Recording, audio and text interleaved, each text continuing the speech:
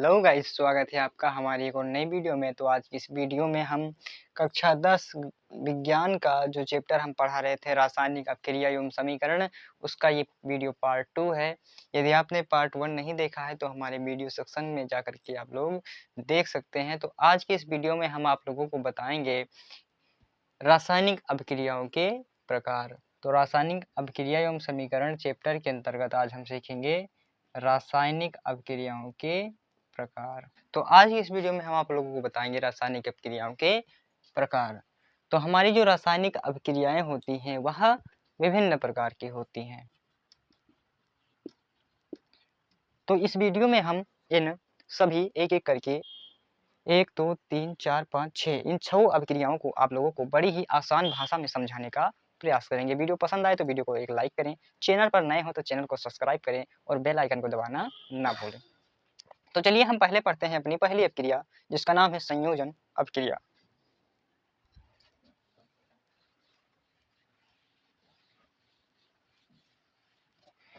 तो संयोजन शब्द से ही स्पष्ट है, मतलब संयोग, यानी जहां पर जिस अभिक्रिया में दो या दो से अधिक जिस अभिक्रिया में 2 या 2 से अधिक अभिकारक तत्व मिल करके अभिकारक पदार्थ मिल करके जिस अभिक्रिया में 2 या 2 से अधिक अभिकारक पदार्थ मिल करके एकल उत्पाद का निर्माण करते हैं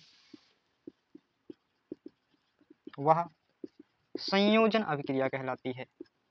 संयोजन अभिक्रिया कहलाती है, ठीक। यानी संयोजन अभिक्रिया क्या होती है? तो जिस अभिक्रिया में 2 या 2 से अधिक, यानी जिस अभिक्रिया में 2 या 2 से अधिक अभिकारक पदार्थ क्या होते हैं हमारी पहली वीडियो में है, यदि आपने नहीं देखा है जरूर से देख लीजिएगा। तो जिस अभिक्रिया में 2 या 2 से अधिक अभिकारक पदार्थ मिल करके एकल उत्पाद का निर्माण करते हैं। अभिकारक क्या होता है? जिससे हम अभिक्रिया कराते हैं, और उत्पाद क्या होता है? जो अभिक्रिया फलस्वरूप हमें प्राप्त होता है। तो यहाँ पर क्या होता है कि ऐसी अभिक्रिया जिसमें 2 या 2 से अधिक अभिकारक पदार्थ, यानी जैसे 2 या 2 से अधिक अभिकारक पदार्थ, जैसे हम एग्जांपल दे सकते हैं आपको। जैसे आप चाय बनाते हैं तो चाय में क्या होता है? आप चीनी लेते हैं, पानी लेते हैं, ठीक, दूध लेते हैं, चाय पत्ती लेते हैं, तो बहुत सारे अभिकारक लेते हैं, और चाय बनने के बाद एक ही उत्पाद प्राप्त होता है आप लोगों को, वो आपकी चाय होती है। तो जैसे कई सारे अभिकारक पदार्थ लेकर के हम एक ही उत्पाद को अगर प्राप्त करते हैं तो ऐसी अभिक्रिया क्या कहलाती है? संयोजन अभिक्रिया कहलाती है। आशा है आप लोगों को समझ में आ गया होगा। तो हम रासायनिक अभिक्रिया के प्रकार के अंतर्गत संयोजन अभिक्रिया आप लोगों को बता रहे हैं। तो वह क्रिया जिनमें 2 या 2 से अधिक अभिकारक पदार्थ मिल करके एकल उत्पाद का निर्माण करते हैं, संयोजन अभिक्रिया कहलाती है। जैसे एग्जांपल इसका देख लेते हैं। जैसे यस, ये क्या हो गया? सल्फर, ये हो गया हमारा सल्फर प्लस O2, ये ऑक्सीजन हो गया, ऑक्सीजन। अब ये मिलकर के क्या बनाता है? ये बनाता है SO2, sulphur dioxide, sulphur dioxide बना लेता है।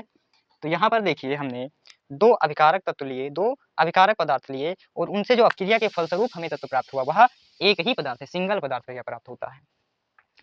तो वहां पर कौन सी अभिक्रिया होती है? वहां पर हमारी संयोजन अभिक्रिया होती है। ठीक भैया जी, समझ में आ गया आप लोगों को? एक और एग्जाम्पल दे दीजिए भैया और समझ में आ जाए। जैसे हम लेते हैं, लेकिन यहाँ पर क्या ये अभिक्रिया संतुलित है? नहीं संतुलित है भैया। कैसे संतुलित बता रहे हो? देखिए संतुलित कैसे किया जाता है, इसी वीडियो में समझ लीजिए। नहीं समझ में आएगा तो पहली वाली वीडियो जरूर देखिएगा। संतुलित देखिए कैसे किया जाता है। तो यहाँ पर 2 हाइड्रोजन है, इधर वाले तत्व के कुल संख्या, इधर वाले तत्वों की कुल संख्या इधर पूरी विद्यमान होनी चाहिए, यानी इधर के सारे परमाणु इधर उपस्थित होने चाहिए, तभी ये हमारा समीकरण क्या होगा? संतुलित होगा। यहाँ पर हाइड्रोजन की संख्या 2 है, यहाँ हाइड्रोजन की संख्या 2 है, चलिए ये संतुलित है। अब ऑक्सीजन को देख लेते हैं। यहाँ पर ऑक्सीजन 2 है, यहाँ पर ऑक्सीजन सिंगल है भैया। यहीं पर देखिए संतुलित नहीं है, तो यहीं पर हम इसे करेंगे संतुलित। तो संतुलित करने के लिए हम यहाँ पर क्या कर दें? 2 ऑक्सीजन है, अगर 2 से यहाँ मल्टीप्लाई कर दें तो ये हमारा संतुलित हो जाएगा। अच्छा 2 से यहाँ मत कर दीजिएगा, क्योंकि यहाँ पर करिएगा तो उसकी संयोजकता में क्या होगा, संयोजकता में गड़बड़ी हो जाएगी। तो यहाँ 2 से सामने मल्टीप्लाई करिएगा। अब देखिए 2 से हमने सामने किया तो हाइड्रोजन की संख्या 4 हो गई, तो हाइड्रोजन की संख्या यहाँ पर 2 ही है, तो यहाँ पर भी 2 से आगे मल्टीप्लाई कर देंगे। तो देखिए हमने क्या बताया, संयोजन क्रिया जिस क्रिया में 2 या 2 से अधिक अभिकारक पदार्थ मिल करके एकल उत्पाद का निर्माण करते हैं, वह संयोजन क्रिया कहलाती है। S + O2 gives out SO2, S + O2 gives out SO2, स्थिर को कहते हैं गिव्स आउट। ये अभिकारक है, ये उत्पाद है, तो 2 अभिकारक लिया, एक उत्पाद बना, तो यहाँ पर संयोजन क्रिया। 2 अभिकारक लिया, एक उत्पाद बना, तो यहाँ पर संयोजन क्रिया। आशा है आप लोगों को समझ में आया होगा। तो चलिए अगली क्रिया की तरफ हम बढ़ते हैं। तो जो संयोजन क्रिया है, आशा है आप लोगों को एकदम समझ में आई होगी। तो अगली क्रिया है हमारी वियोजन अभिक्रिया। तो वियोजन अभिक्रिया को समझते हैं, ये है संयोजन क्रिया एकदम उल्टा होता है। तो लिखेंगे वह अभिक्रिया जिसमें एकल अभिकारक, उसमें क्या था, एकल उत्पाद बनता था। 2 या 2 से अधिक अभिकारक पदार्थ को मिला करके एकल उत्पाद बनता था। यहाँ क्या होगा कि एकल अभिकारक पदार्थ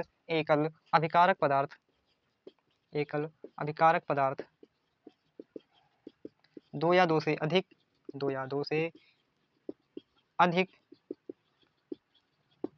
उत्पाद में क्या होगा, 2 या 2 से अधिक उत्पाद में टूट जाता है। तो वियोजन अपक्रिया कौन सी अपक्रिया होती है, तो वह अपक्रिया जिसमें एकल अभिकारक पदार्थ, यानी अभिकारक पदार्थ इधर वाला एक रहेगा और 2 या 2 से अधिक उत्पाद में टूट जाएगा, यानी उधर जाकर के 2 या 2 से अधिक में टूट जाएगा। जैसे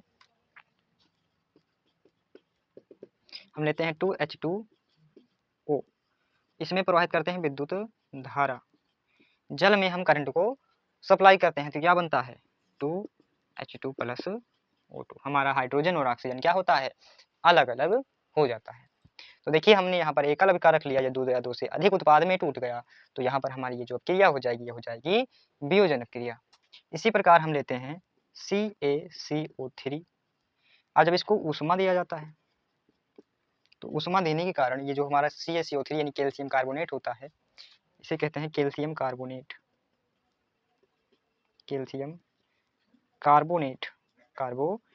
इसे संगमरमर भी कहते हैं CaCO3 को।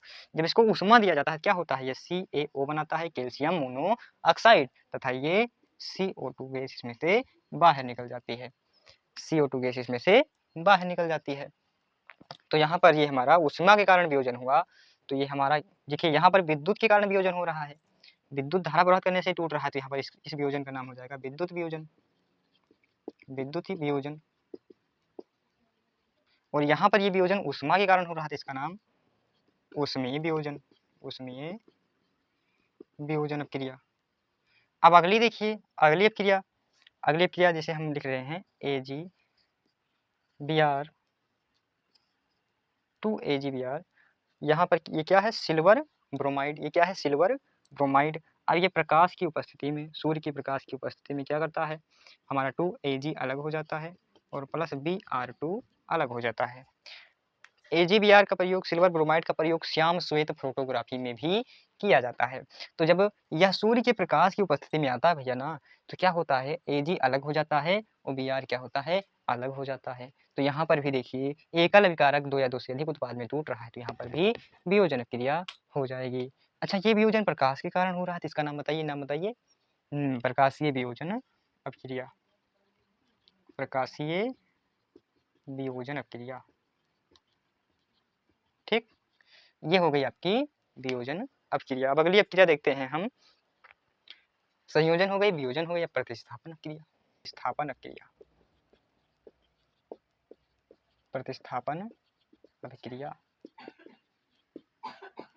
अच्छा प्रतिस्थापन अभिक्रिया कौन सी अपक्रिया होती है, तो वह अभिक्रिया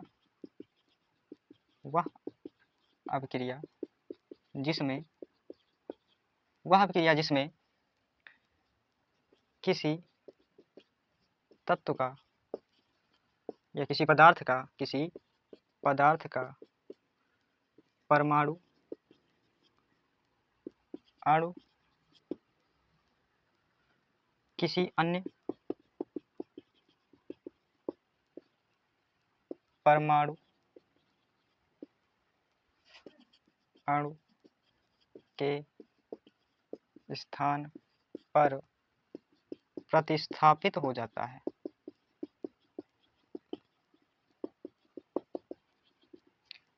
प्रतिस्थापन अपक्रिया कहलाती है। तो प्रतिस्थापन अपक्रिया वह क्रिया होती है, वह क्रिया जिसमें किसी पदार्थ का परमाणु अणु किसी अन्य परमाणु अणु के स्थान पर प्रतिस्थापित हो जाता है, वहां पर हमारी प्रतिस्थापन क्रिया होती है। जैसे एग्जांपल लेते हैं, उदाहरण यहाँ पर ले लिया हमने NaCl प्लस BaSO4, तो ये बनाता है Na2SO4 और प्लस में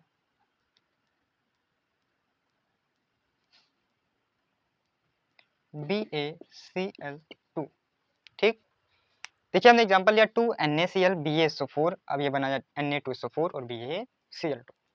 यहाँ पर हमारा देखिए इस पदार्थ में Na था और Cl था, इसमें क्या था, Ba था और SO4 था, सोडियम क्लोराइड और बेरिलियम सल्फेट। तो यहाँ पर क्या हुआ, यहाँ पर एक Na था एक Cl था। ठीक, ये दोनों क्या थे, एग्जाम्पल की सहायता समझते हैं। जैसे एक कोई स्कूल हो, ठीक, उसमें क्या हो, दो मित्र हों, जिसमें Na क्या है, Na एक है और एक Cl है। अब ये दोनों क्या है, बहुत तेज है। ये Cl जो है थोड़ा पढ़ने में कमजोर है और Na जो है ये बहुत तेज है। अब एक दूसरे विद्यालय से दो विद्यार्थी आए, एक है Ba एक है SO4। अब SO4 बड़ा तेज है, ये तेज है, उसमें उसमें ये तेज है, लेकिन इससे ज्यादा तेज ये है, ये डबल तेज है, ये सिंगल तेज है। तो अब जो क्लोरीन है, देखिए क्लोरीन जो है तेज वाला, देखिए ये सिंगल तेज है, ये डबल तेज है, तो ये तेज वाला सोचेगा क्लोरीन का साथ छोड़ोगे तो साला ये तो क्या है, मतलब जो तेज लड़का होगा वो तेज के साथ बैठना पसंद करेगा। तो Na क्या होता है, Na सोडियम के साथ चला जाता है, तो Na2SO4 बना लेता है, और ये धीम धीम जो बच्चे होते हैं ये क्या होते हैं, एक साथ ये दोनों रहने लगते हैं। तो यहाँ पर देखिए पहले तो एक साथ रहता था, तो इस तत्व का, इस पदार्थ का एक परमाणु दूसरे पदार्थ के किसी एक परमाणु के स्थान पर आ गया। देखिए ये वाला इसके स्थान पर आ गया और ये वाला जो है इसके स्थान पर चला गया, तो ये हमारी प्रतिस्थापन क्रिया हो गई।